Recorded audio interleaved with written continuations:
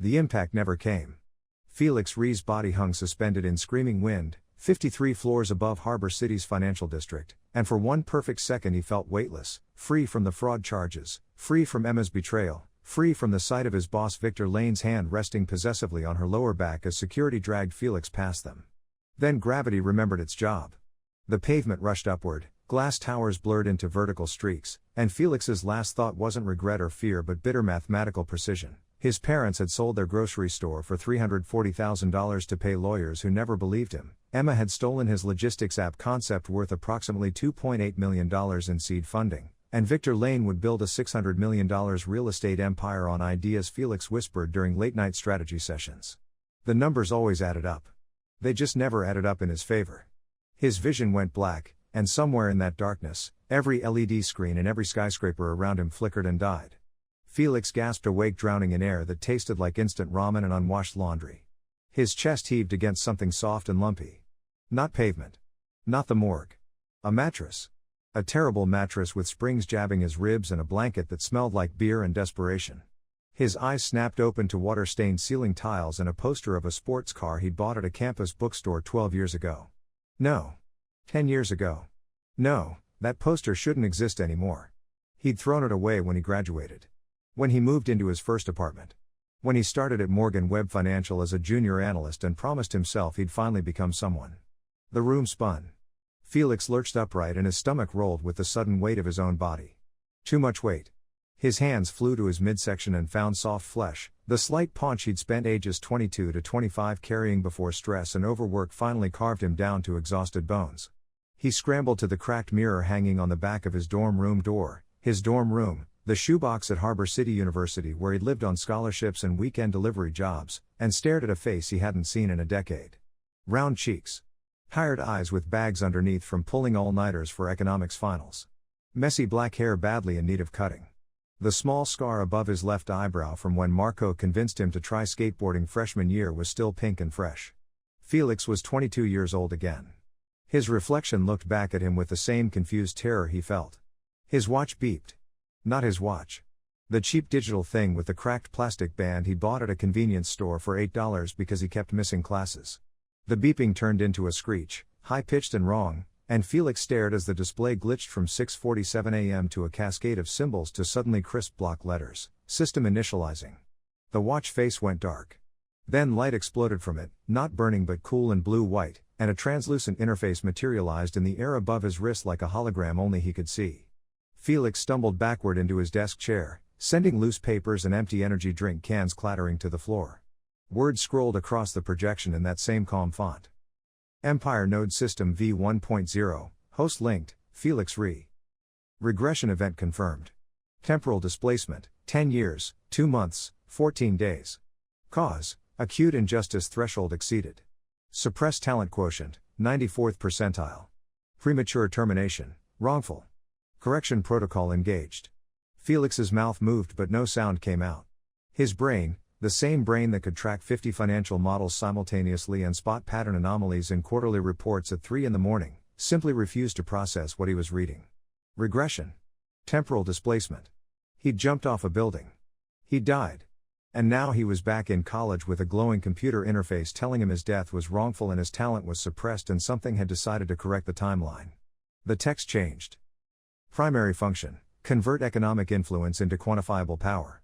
Profit generates influence points. Ownership generates influence points. Successful negotiations generate influence points. Influence points enhance host capabilities and unlock strategic advantages. Current influence points, 0. A new window opened, smaller, pulsing red at the edges. Starter mission, priority, critical. Acquire controlling interest in distressed commercial asset. Minimum valuation, $5 million. Time remaining, 23:58 and 14 seconds. Failure consequence, permanent system shutdown plus cardiac arrest. Felix stopped breathing. 24 hours. $5 million. Controlling interest. Or his heart would stop. He was broke. He was a college senior with $847 in his checking account, $23,000 in student loans, and a meal plan that ran out in 6 days. The only asset he controlled was a laptop held together with electrical tape and prayers. His vision swam and he gripped the desk to keep from falling. The system interface brightened and new text appeared, smaller, almost gentle.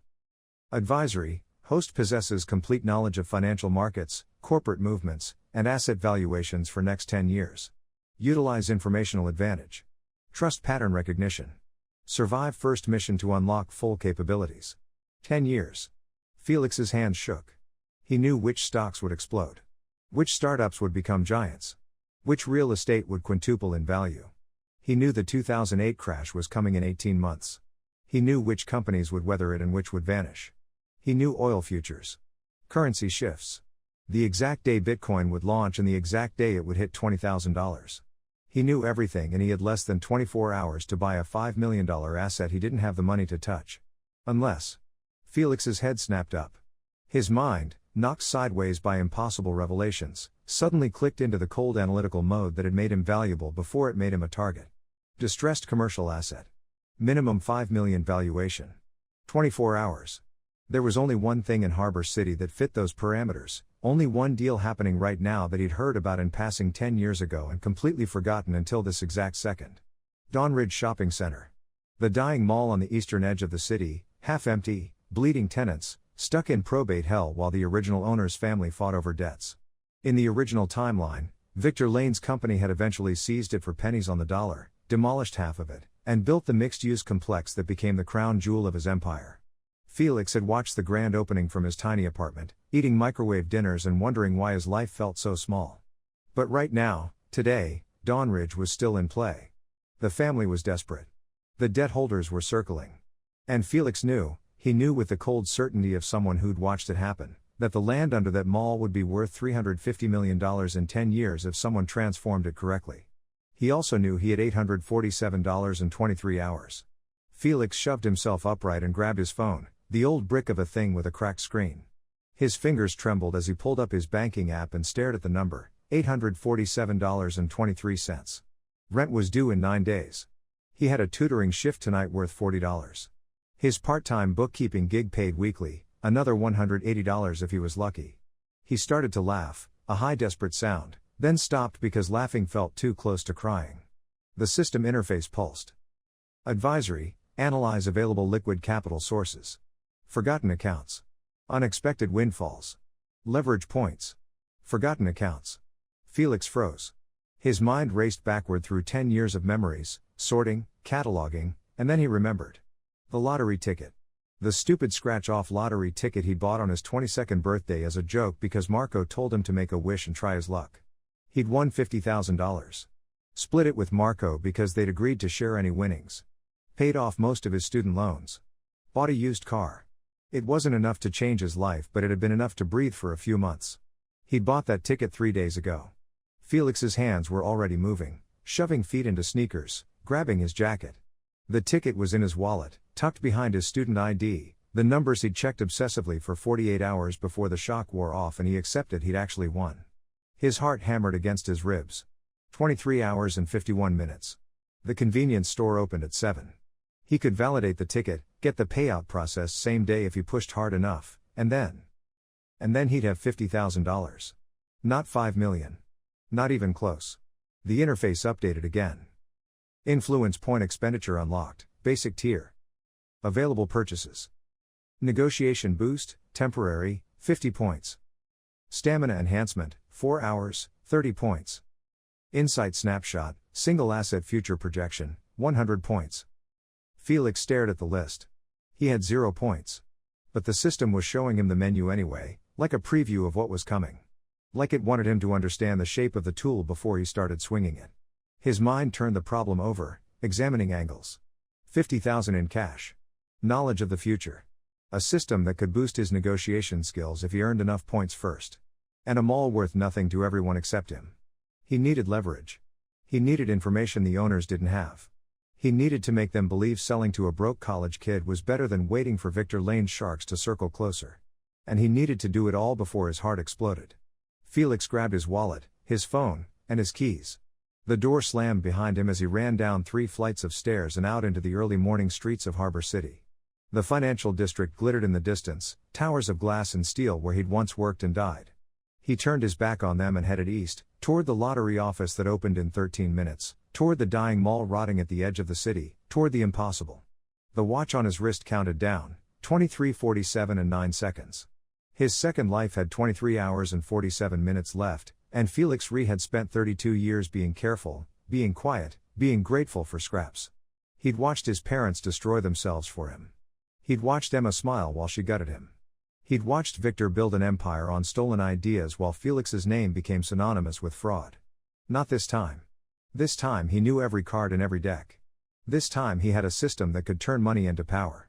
This time he was going to take the thing Victor wanted most and make it the foundation of something Victor couldn't touch. Felix ran faster. The city woke up around him, delivery trucks rumbling past, early commuters shuffling toward subway stations, the smell of coffee and exhaust and possibility. Somewhere in the Eastern District, Dawn Ridge Shopping Center sat empty and desperate, waiting for someone to see its future. And somewhere in a boardroom that didn't exist yet, Victor Lane was still just a mid-level real estate fixer, still years away from becoming the monster who'd killed Felix, still small enough to fight. The system interface glowed steady against Felix's wrist. Mission timer, 23:44 and 52 seconds. He had less than a day to pull off the impossible. But Felix had died once already. He'd felt the pavement rushing up. He'd experienced the absolute zero of having nothing left to lose. And now, impossibly, he had everything to gain. The lottery office came into view, lights flickering on behind security glass. Felix slowed to a walk, forced his breathing steady, and pulled the crumpled ticket from his wallet. The numbers were right. They'd always been right. In a few hours he'd have $50,000 and the first impossible piece of an empire nobody believed he could build. 23 hours and 43 minutes. Felix pushed open the door and smiled at the clerk with the kind of calm he'd only ever found in spreadsheets and numbers, the cold certainty of someone who'd already calculated every angle and found the one path that led to victory. "I need to validate a winning ticket," he said. "And I need the payout process today." The clerk looked up, bored and skeptical. Felix held his gaze and didn't blink. Behind him, the city moved forward into a future only he could see. And in the east, a dying mall waited for its resurrection. The lottery office smelled like disinfectant and broken dreams. Felix stood at the counter while a tired clerk named Sandra ran his ticket through the validation machine for the third time, her expression shifting from boredom to surprise to careful neutrality. The screen beeped confirmation, $50,000. Sandra's eyes flicked from the display to Felix's wrinkled hoodie to his worn sneakers and back again, calculating whether this college kid was about to make a scene or just take his money quietly. Felix kept his face blank. In his first life, he'd been so excited he'd practically vibrated through the paperwork, babbling to Marco about paying off loans and maybe buying a decent laptop. This time he felt nothing except the cold pressure of the mission timer burning against his wrist, 23:17 and 44 seconds. 23 hours to turn $50,000 into controlling interest in a $5 million asset. The math was impossible. The math had to work anyway. "I need same-day payout," Felix said. "Direct deposit to my account. Not a check."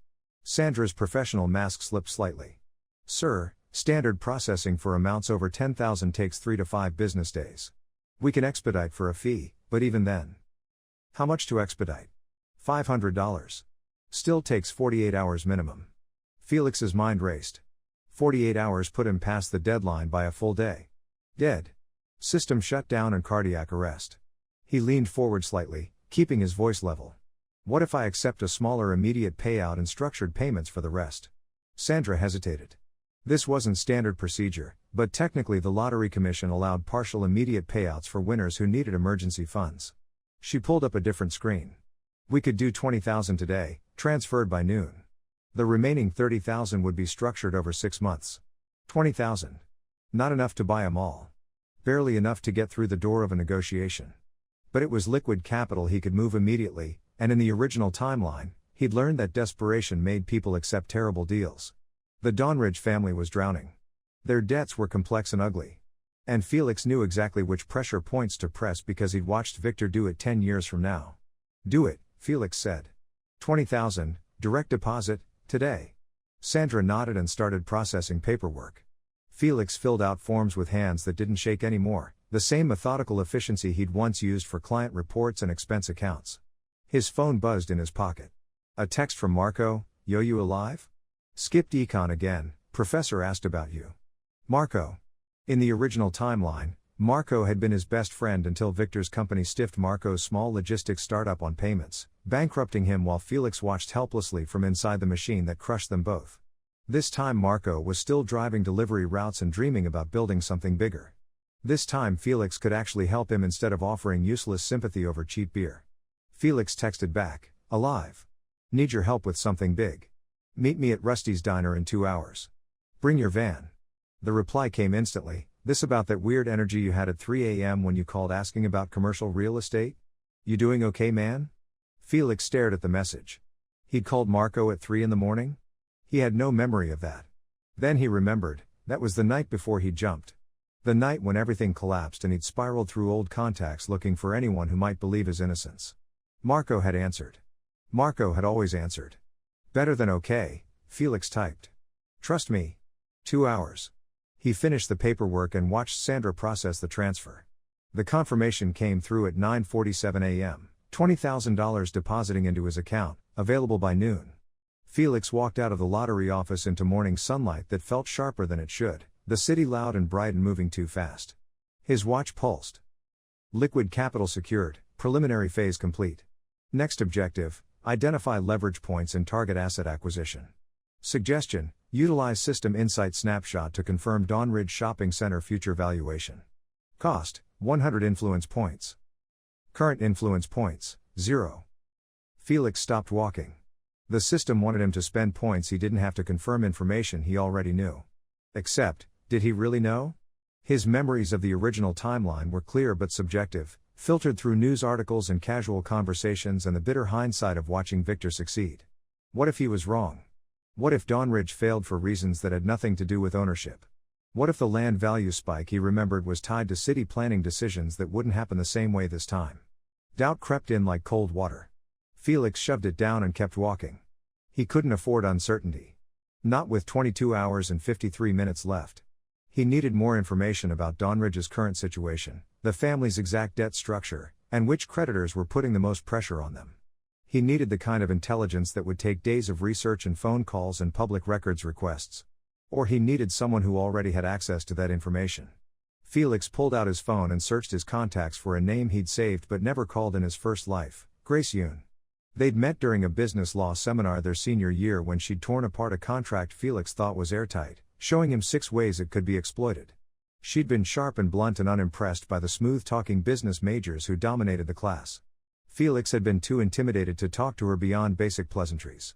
Later, after his life imploded, he'd learned she'd gone on to become a corporate lawyer at a mid-tier firm, and during his fraud investigation she'd been one of the few people who reached out offering help. By then it was too late. Now she was still in college, running a side hustle drafting contracts for small businesses who couldn't afford real lawyers yet. Felix had her number because she'd posted flyers around campus. He'd never had the courage to use it. He called. The phone rang 4 times before a crisp voice answered. "Grace Yoon, Contract Services. This better not be about a parking ticket." "It's not," Felix said. "This is Felix Rhee. We're in Professor Kim's business law class together. I need help with due diligence on a commercial real estate acquisition. Time sensitive. I can pay." Silence stretched for 3 seconds. Then, "Felix Rhee who sits in the back and never talks? You're buying real estate?" "Trying to. It's complicated." "Can we meet?" "How complicated?" "Distressed asset, family ownership dispute, multiple creditors, 22-hour deadline." More silence. Felix could almost hear her mind working through the impossibility of what he'd just described. Finally, "Where?" "Rusty's Diner. Noon. I have class until 11:30. "Skip it." Grace laughed, short and sharp. "You're serious?" "Completely." "Fine. But if this is some kind of scam or fraternity prank, I'm billing you for wasted time at $200 an hour. Deal." She hung up. Felix checked the time, 10:03 a.m. 2 hours until Marco and Grace converged at the diner. He needed to use that time to get as much information about Dawnridge as possible using the tools he had, internet access, public records, and memories of a future that hadn't happened yet. He found a coffee shop with decent Wi-Fi and bought the cheapest drink they had, then settled into a corner booth with his battered laptop. A search for Dawnridge Shopping Center Harbor City pulled up news articles from 3 months ago about the original owner's death and the subsequent legal chaos. Gerald Huan, 73, had built Dawnridge 30 years earlier during a commercial boom and watched it decline slowly as newer shopping centers opened and online retail grew. He died without a clear will, leaving the property split between his bitter adult children, David Juan, 47, who wanted to sell immediately, and Susan Juan Martinez, 51, who wanted to hold on to their father's legacy. The property was valued officially at $4.8 million, down from $7.2 million 5 years earlier. It had outstanding debts of approximately $2.1 million across 3 different lenders. Occupancy was at 42%. Major anchor tenants had left. The remaining businesses were small shops, a discount pharmacy, a struggling movie theater, and a coffee place that apparently served as an unofficial community center for the neighborhood. Felix scrolled through local business forums and found complaints from current tenants: leaking roofs, broken heating, deferred maintenance piling up because the estate couldn't agree on basic repairs. The longer the family fought, the worse Dawnridge got, and the less it was worth. A classic death spiral. Except Felix knew the land itself was the real asset. Dawnridge sat at the intersection of 3 neighborhoods that would gentrify rapidly over the next 8 years as the city's downtown core expanded eastward. The city would approve zoning changes allowing mixed-use development. Property values would explode. And whoever controlled Dawnridge when that happened would print money. His watch buzzed. Influence point generation opportunity detected. Felix looked up from his laptop. The coffee shop was filling with morning customers, and near the counter, a young woman in paint-stained jeans was arguing quietly with the manager about a declined credit card. The manager looked sympathetic but firm. The woman looked exhausted and desperate, the kind of bone-deep tired Felix recognized from every mirror in his first life. The system interface expanded. Scenario: local artist, Hana Park, attempting to purchase supplies for commissioned mural project. Payment method failed. Commission fee, $800. Supply cost, $340. Current funds available, $180. Intervention opportunity: provide capital bridge. Estimated influence point gain, 15 points, goodwill investment plus future relationship value. Felix's eyes narrowed. 15 points for helping a stranger buy art supplies? The math seemed wrong until he remembered the system's stated function: convert economic influence into power. This wasn't about charity. The system was identifying leverage points, moments where small capital could generate disproportionate returns in relationships and reputation. And the name, Hana Park. Felix knew that name. In his first life, Hana had been a struggling architect whose brilliant design proposal for urban mixed-use development was rejected by every firm she approached, then quietly stolen and implemented without credit. Felix had seen her work displayed in Victor's final Dawnridge complex and remembered thinking how elegant it was, how it balanced commercial space with public gathering areas and affordable housing in ways that made the neighborhood better instead of just more expensive. She was 20 years old right now. Still an art student. Still years away from architecture school. Still painting murals and dreaming about buildings that served people instead of just profits. Felix stood up and walked to the counter. The manager was starting to look less sympathetic and more annoyed. Hana was apologizing, face red, gathering her things to leave. Felix stepped beside her and addressed the manager directly. "I'll cover her purchase," he said. "And add another 200 in-store credit to her account." Both of them turned to stare at him.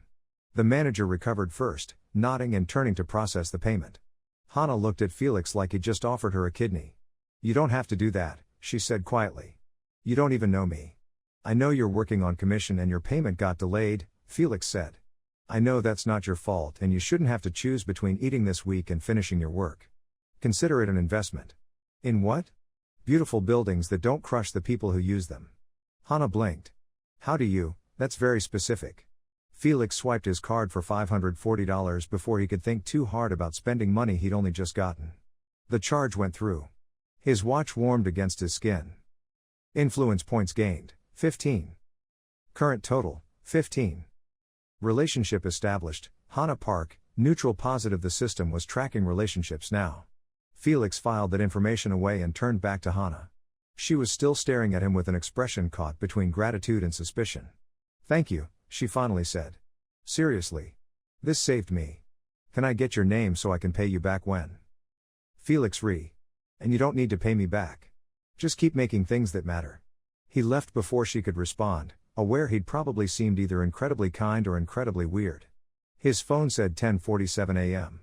The coffee shop Wi-Fi had given him everything publicly available about Dawnridge, but he needed the non-public information: exact debt structures, creditor patience levels, which family member was closest to cracking. That required access to legal databases and court filings Grace could pull. Felix packed up his laptop and headed toward Rusty's Diner, a 24-hour institution that served mediocre food to students, truckers, and insomniacs without judgment. When he arrived at 11:30, Marco was already there, sitting in a corner booth with coffee and a confused expression. Marco Diaz looked exactly as Felix remembered from this age, stocky build, perpetually tired eyes, work boots still dusty from his morning delivery shift, and the kind of steady reliability that made him both beloved and overlooked. In the first timeline, Marco had been one of maybe 3 people who believed Felix was innocent of fraud charges. They'd lost touch after Marco's business failed and Felix sank into the void of unemployment and desperation. "Brother, what's going on?" Marco asked as Felix slid into the booth. "You sounded manic on the phone and now you're buying real estate? Did you hit your head?" "Something like that," Felix said. "I won 50,000 on a lottery ticket. 20,000 liquid by noon today. And I'm using it to buy a dying shopping mall." Marco's coffee cup stopped halfway to his mouth. He set it down carefully.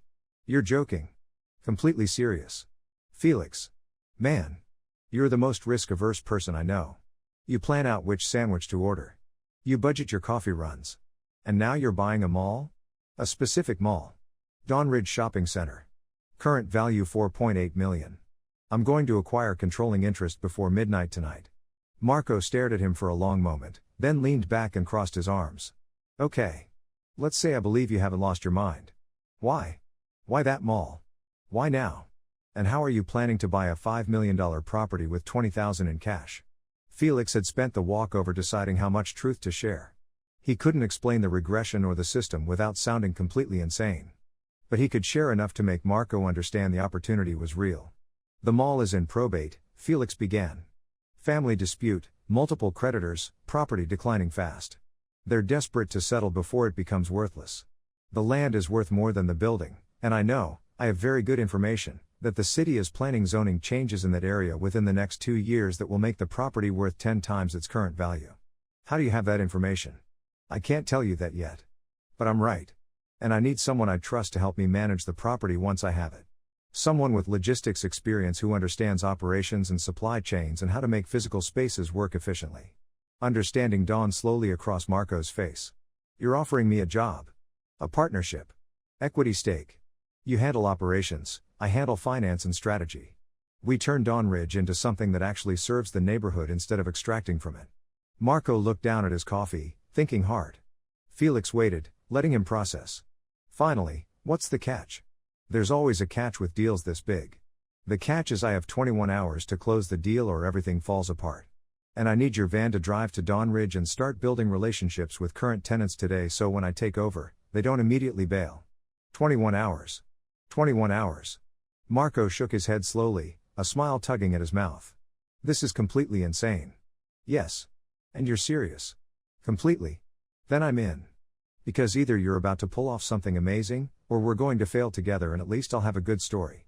Felix felt something tight in his chest loosen slightly. In his first life, he'd failed alone. This time he was building a team. "Thank you." "Don't thank me yet. Thank me if we're still alive tomorrow." The diner door opened and Gracian walked in, scanning the room until her eyes locked on Felix.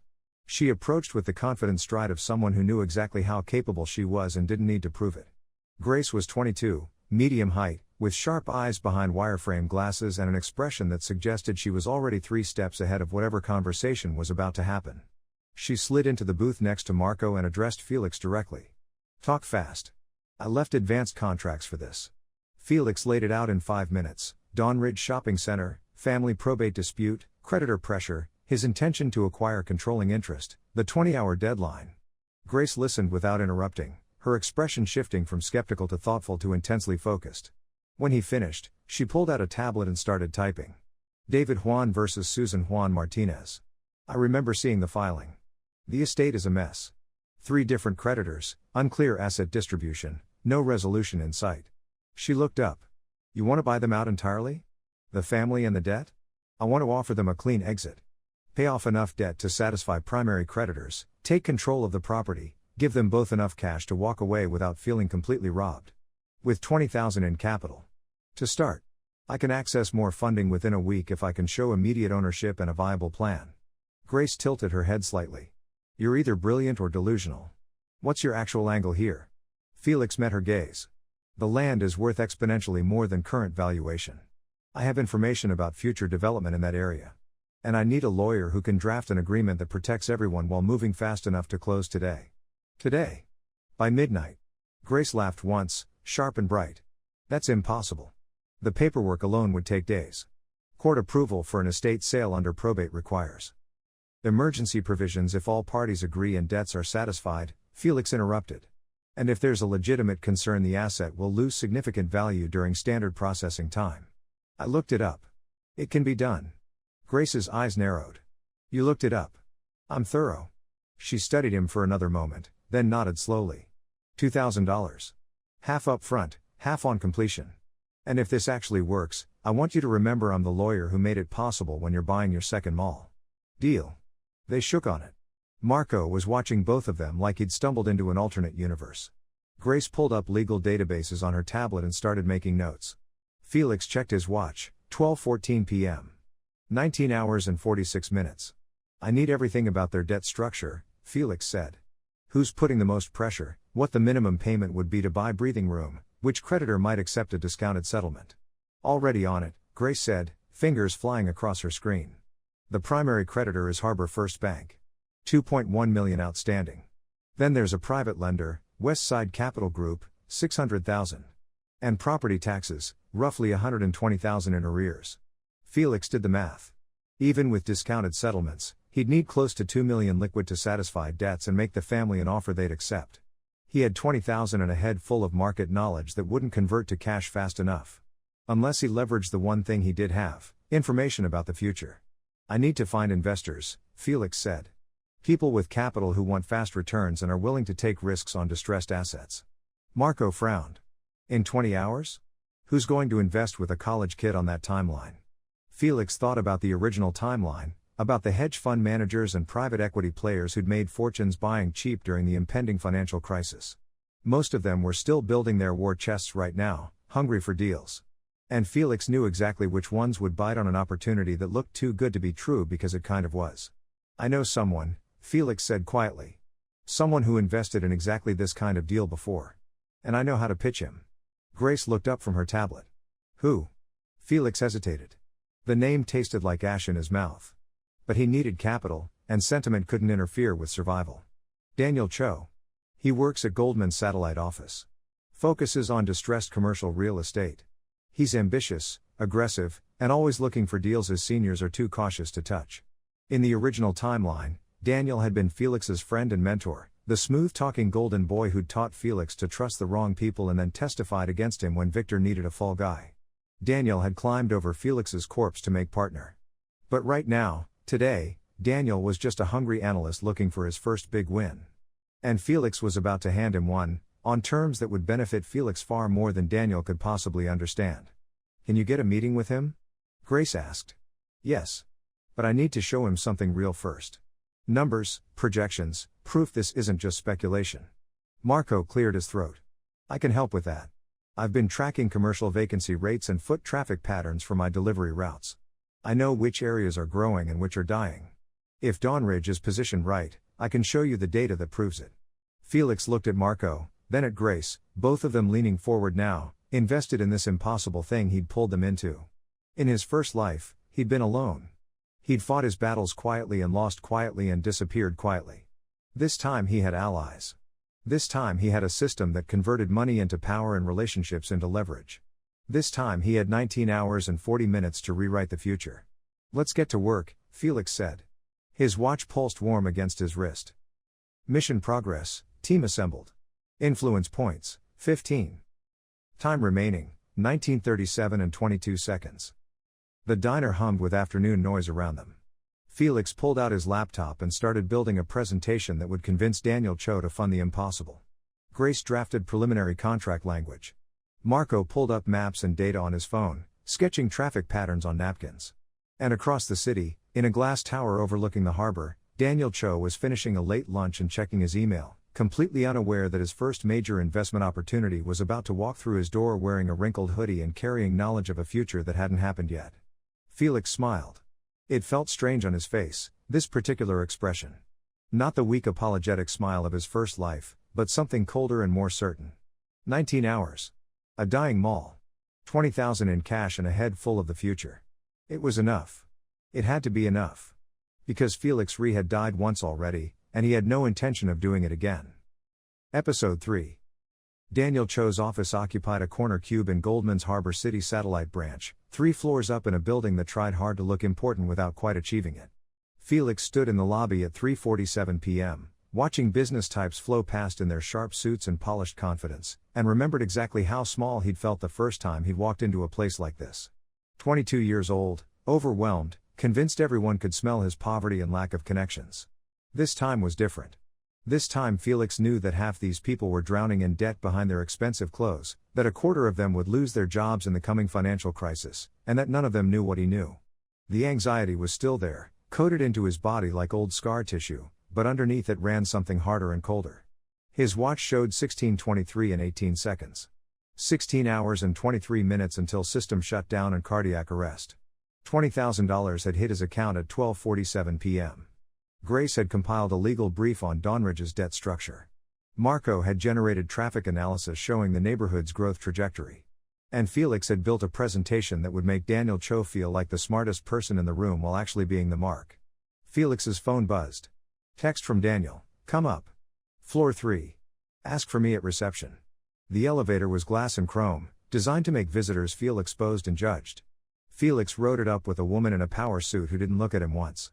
He could feel his system interface warming against his wrist, not visible to anyone else but present, watching, calculating.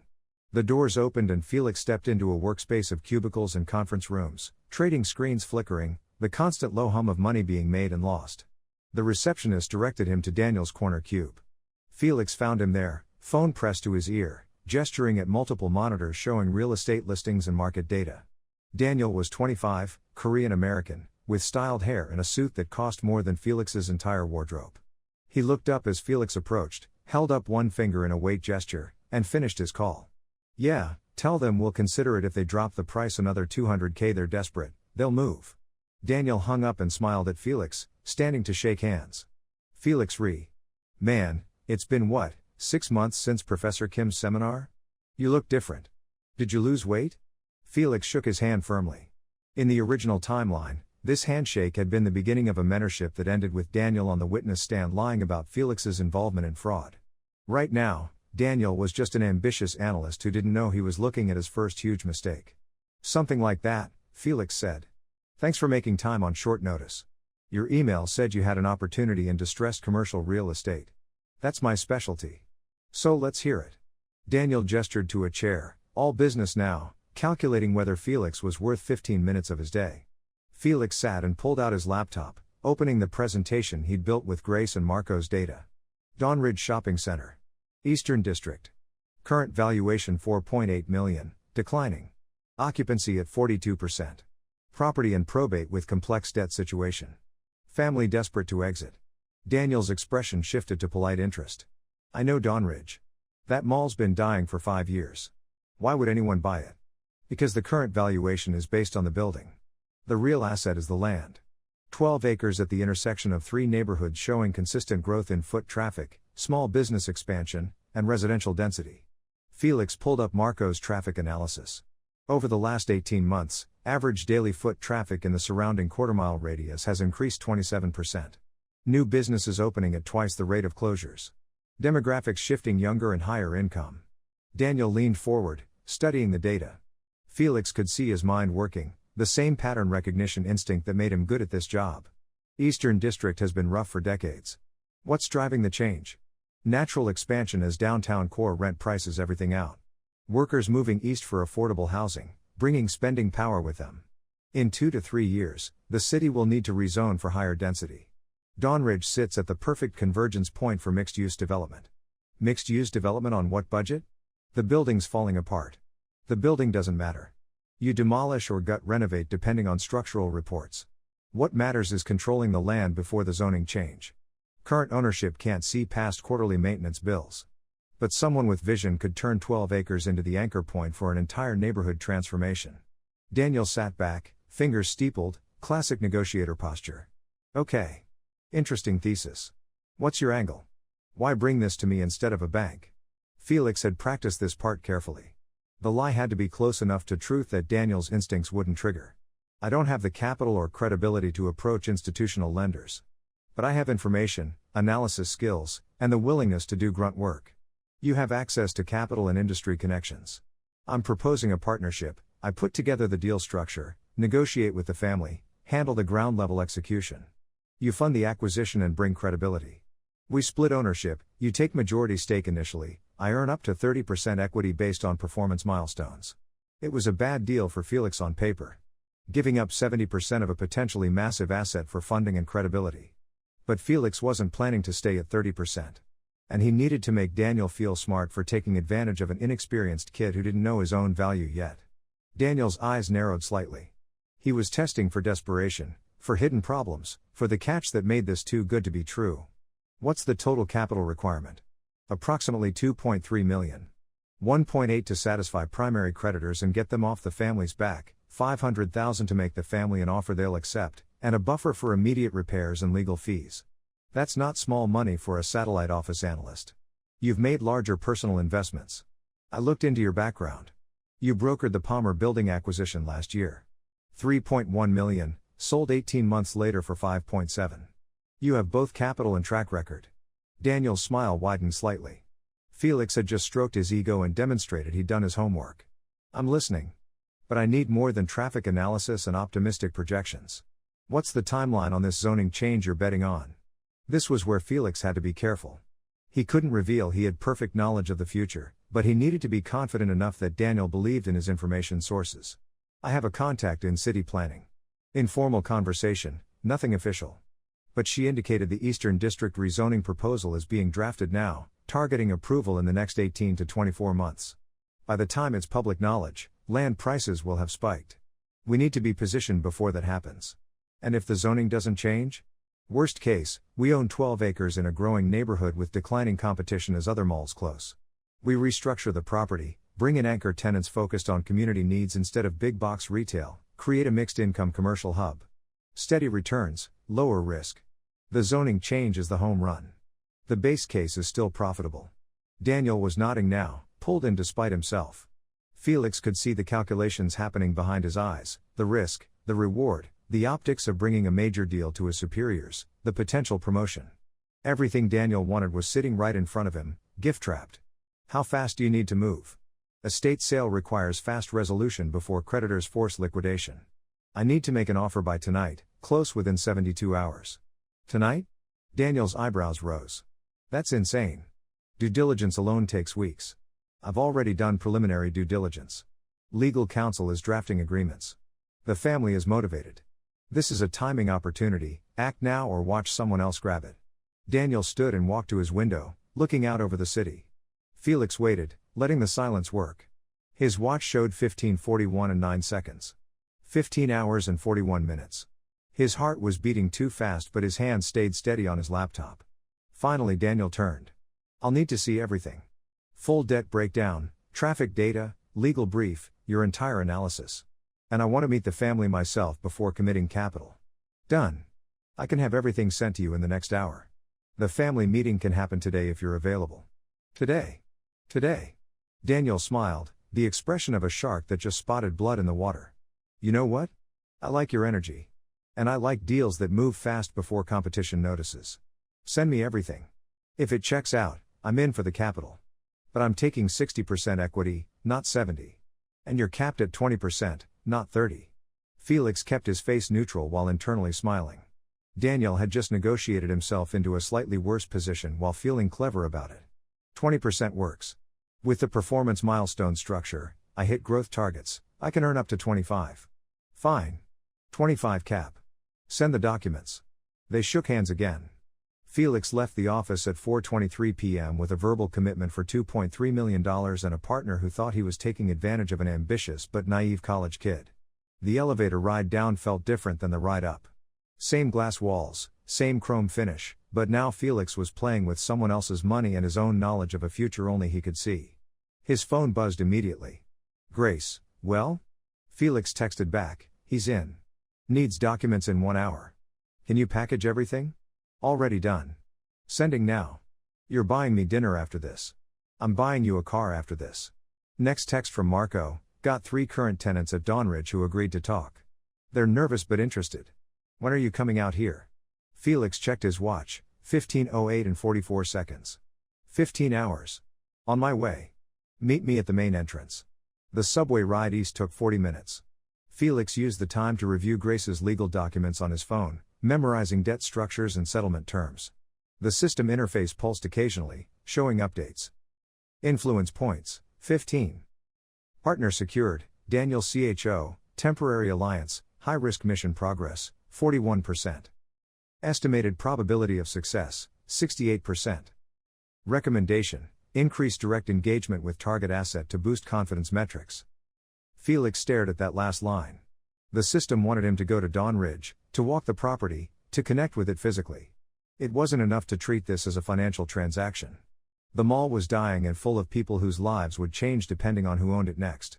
In the original timeline, Victor had gutted it and displaced everyone. This time, if Felix succeeded, it could be different. The subway surfaced in the Eastern District and Felix stepped out into afternoon light that felt older here, the buildings lower and more worn, small businesses with hand-painted signs, neighborhoods that still had corner stores where people knew each other's names. Dawnridge Shopping Center sat 3 blocks from the station, a sprawling structure from the 1970s with faded paint and a parking lot full of potholes.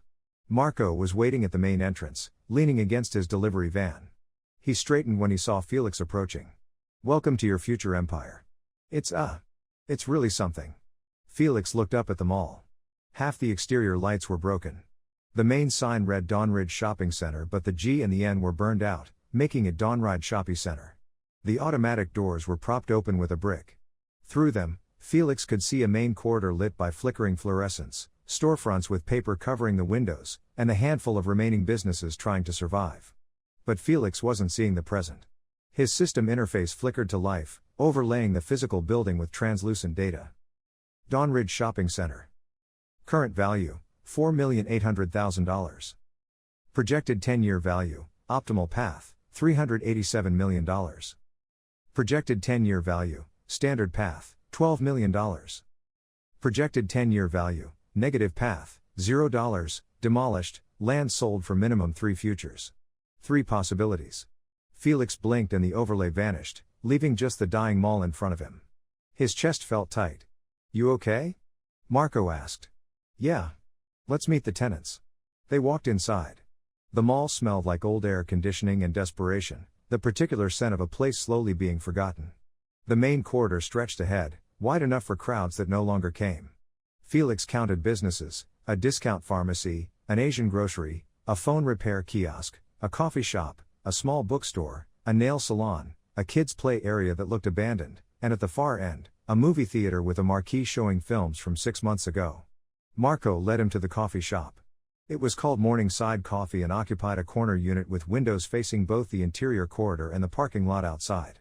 Inside, tables were half full with people working on laptops, reading, talking quietly.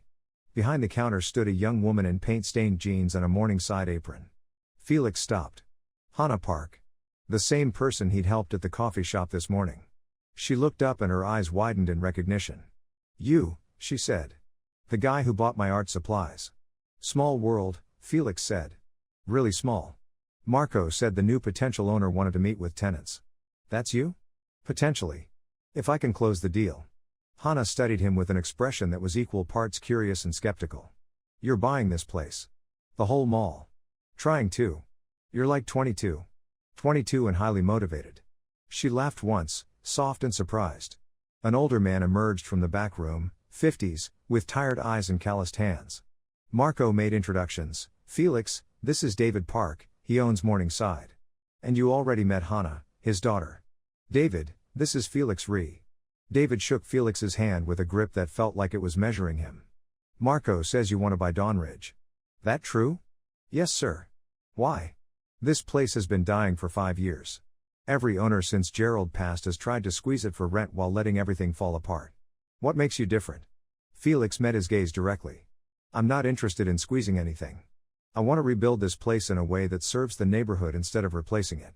Keep tenants who want to stay, bring in new businesses that complement existing ones, fix what's broken, create something people actually want to come to. David's expression didn't change. That's a nice speech. You practice it? Yes. But I also mean it. Everyone means it until the numbers don't work. Then suddenly it's all about cutting costs and raising rents and pushing out anyone who can't pay premium rates. I'm not everyone. Prove it. Felix took a breath. This was the moment that mattered more than any presentation to Daniel, more than any legal document Grace could draft. David Park represented every tenant in this mall, every small business owner who'd watched landlords make promises and break them. If Felix couldn't convince this man, the deal was dead regardless of capital. I can't prove it yet, Felix said quietly. I don't have a track record. I don't have references. What I have is 20 hours to close this deal before my funding window closes, a lawyer who's drafting tenant-friendly lease agreements, and a logistics partner who understands how to make physical spaces work for the people who use them. He gestured at Marco. I have knowledge of where this city is growing and how to position Dawnridge to benefit from that growth instead of being crushed by it. And I have the fact that if I don't buy this place, someone else will, someone who sees 12 acres of land and doesn't care about the coffee shop that's been here for 30 years. David's jaw tightened. 32 years. My father opened Morningside when the mall was new. Then you know what this place can be. You've seen it work. I'm asking for a chance to make it work again. Silence stretched. Hannah was watching her father, tense. Finally David nodded slowly. Okay. You get your deal closed, you keep our rent stable for 2 years, you fix the heating before winter, and you give current tenants right of first refusal on any expansion space. Those are my terms. Deal. They shook on it. Felix felt his watch warm. Influence points gained, 25. Relationship established, David Park, neutral cautiously supportive relationship upgraded, Hannah Park, positive invested tenant confidence boost, plus 12% mission success probability. Marco introduced him to 2 more tenants, the owner of the Asian grocery, a woman named Lin Chen who'd been there for 18 years, and the pharmacy manager, an older man named Robert Hughes who'd worked at Dawnridge since it opened. Both conversations followed similar patterns: skepticism, careful questions, tentative hope when Felix explained his vision. By the time he finished, his influence points had climbed to 72. It was 6:47 p.m. when Felix's phone rang. Daniel Cho. I reviewed your documents, Daniel said without preamble. It's solid. More solid than I expected. I spoke to my senior director and got approval to move forward with personal investment. But I need to meet the family tonight. Can you set that up? Felix looked at Marco, who nodded and pulled out his own phone. Grace already made contact with David Juan. He's willing to meet. His sister Susan is harder to pin down, but Grace thinks she can get her there. Where? Felix asked. Neutral territory. Grace suggested the Harbor First Bank conference room since they're the primary creditor. 6 p.m. Felix checked his watch, 13:41 and 33 seconds. It's almost 7 p.m. now. She meant 6 p.m. tomorrow morning. Felix's heart sank. That put them at 12:47 a.m. tonight for prep, 6 a.m. for the family meeting, negotiations through the morning, and closing documents by midnight tomorrow. It was technically possible but brutally tight. He needed sleep. His body was already running on fumes and lottery adrenaline. The system interface pulsed. Stamina enhancement available, 30 influence points for 4 hours of peak physical and mental performance. Current points, 72. Felix didn't hesitate. He mentally selected the option and felt a wave of warmth spread through his chest. The exhaustion didn't vanish completely, but it receded to a manageable background hum. His thoughts sharpened. His hands stopped shaking. Tell Daniel the meeting is set for 6 a.m. at Harbor First, Felix said to Marco. Then to Daniel on the phone, can you make 6 a.m.? For a deal this size? I'll make it work. Send me the address. They finalized details and hung up. Felix stood in the dying mall surrounded by flickering lights and surviving businesses and felt the weight of what he was trying to do settle fully on his shoulders. 13 hours and 37 minutes until the meeting. 18 hours and 37 minutes until midnight. Success meant rewriting his future and protecting the people in this building. Failure meant cardiac arrest and oblivion. You look intense, Hannah said, appearing beside him with 2 cups of coffee. She handed him one. On the house. You look like you need it. Thank you. Can I ask you something? Sure. Why do you care? About this place, about keeping tenants, about doing it right instead of just maximizing profit. You could buy cheaper properties somewhere else and flip them easy. Why fight for a dying mall in a rough neighborhood?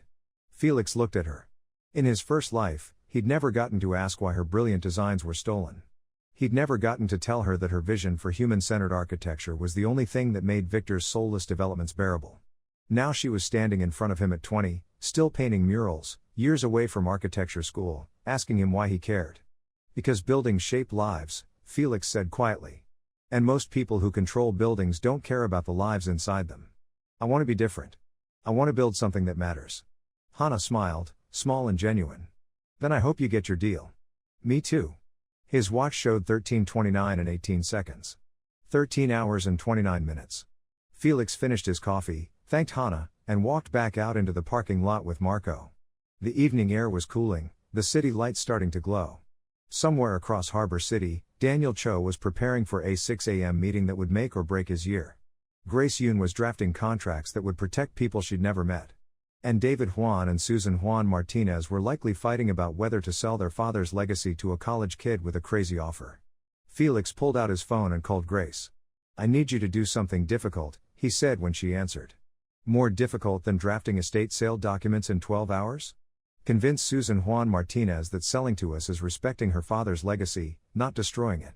She's the emotional holdout. If we can't get her to the table tomorrow, the deal dies. Grace was quiet for a moment. That's not a legal problem. That's a human problem. I know. But you're better with people than I am. Flattery and desperation. Fine. I'll try. But Felix? Yeah? This better work. Because I'm putting my reputation on the line here. It'll work. He hung up and looked at Marco. Get some sleep. Tomorrow is going to be brutal. What about you? I'll sleep when I'm dead. Marco laughed despite himself. Bad phrasing, considering. Yeah. They drove back toward campus in Marco's van, the city flowing past outside the windows. Felix watched neighborhoods transition from rough to polished to rough again, the economic geography of Harbor City written in building heights and business types. Somewhere in this city, Victor Lane was sleeping peacefully, unaware that the kid he'd framed for fraud in 8 years had just started building the thing that would eventually destroy him. Felix closed his eyes and let the stamina enhancement carry him through the exhaustion. 13 hours until the family meeting. 18 hours until the deadline. The math was impossible. The math had to work anyway. Because Felix Rhee had died once already, and he'd learned something falling from that rooftop, the only thing more powerful than fear was the absolute certainty that you had nothing left to lose and everything to gain. His watch pulsed against his wrist. Mission progress, 63%. Time remaining, 13:14 and 7 seconds. Influence points, 42. Status, enhanced stamina active, 3 hours 47 minutes remaining. The numbers ticked down. Felix opened his eyes and pulled out his laptop. There was still work to do, presentation refinement, financial modeling, contingency planning for every way tomorrow could go wrong. He had 13 hours. He'd make them count. Episode 4. The Harbor First Bank conference room smelled like leather and old money. Felix sat at a massive table at 5:52 a.m., watching Daniel Cho arrange presentation materials with the practiced ease of someone who'd closed deals in rooms like this before. Grace was at the far end, laptop open, 3 different contract drafts ready to deploy. Marco stood near the coffee station, looking uncomfortable in borrowed business casual, ready to provide operations perspective if needed. Felix's stamina enhancement had worn off around 2 a.m. He bought another 4-hour boost for 30 influence points, burning through his reserves to stay sharp. Now he sat on 12 points total with the timer showing 6:08 and 21 seconds. 6 hours and 8 minutes until midnight. Until system shutdown. Until cardiac arrest. His hands were steady. The conference room door opened and David Juan entered first. He was 47 but looked older, with gray hair, defeated shoulders, and the expression of someone who'd been fighting his own family for too long. Behind him came Susan Juan Martinez, 51, with sharp eyes and a mouth set in a permanent line of disapproval. She wore business attire and carried herself like she was walking into a hostile takeover instead of a potential solution. Grace stood and made introductions. Daniel took over immediately, smooth and professional, explaining his background and credibility while making Felix sound like a promising junior partner instead of the driving force. Felix led him. This was Daniel's show until the actual negotiations started. David sat down heavily. Susan remained standing for a moment longer, studying each person in the room like she was deciding whether they were worth her time. Finally she sat. Let's be clear, Susan said. I didn't want to come to this meeting. The only reason I'm here is because my lawyer said we're 60 days from forced liquidation and this is our last reasonable offer. But I don't trust fast deals and I don't trust young investors who promise to save failing properties. Daniel smiled his professional smile. I understand your skepticism, Mrs. Juan Martinez. But if you'll allow me to show you what we're proposing. I don't care about proposals. I care about my father's legacy. Dawnridge was his life's work. He built that mall with borrowed money and 60-hour weeks. He wanted it to serve the neighborhood, not extract from it. Every offer we've gotten so far has been vultures planning to strip the carcass. What makes you different? The room went quiet. Daniel's smile faltered slightly. He hadn't expected this level of emotional resistance. His presentation was built around numbers and market analysis, not legacy and meaning. He looked at Felix, a silent plea for support. Felix cleared his throat. Mrs. Juan Martinez, can I ask you something? Susan turned her sharp gaze on him. Who are you again? Felix Re. I'm the one who'll be managing day-to-day operations if this deal closes. You look about 20. 22. And I grew up 3 blocks from Dawnridge. My parents owned a grocery store in the area for 15 years before they had to close. I know what it feels like when corporate interests hollow out a neighborhood. Susan's expression shifted slightly. Not softening, but becoming more attentive. Go on. Your father built Dawnridge to be a community center, not just a shopping destination.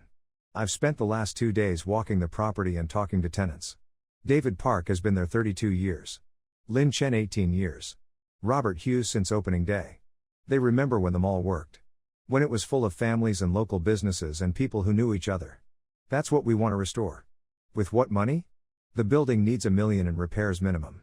How are you going to fund that and turn a profit? Felix pulled out his own laptop and opened a different presentation than the one Daniel had prepared. This one showed photos of current tenants, demographic data on the neighborhood, and a development plan that prioritized community value alongside commercial returns. We're not prioritizing profit in year 1, Felix said. We're prioritizing stability and trust. Fix critical infrastructure first, heating, plumbing, roof.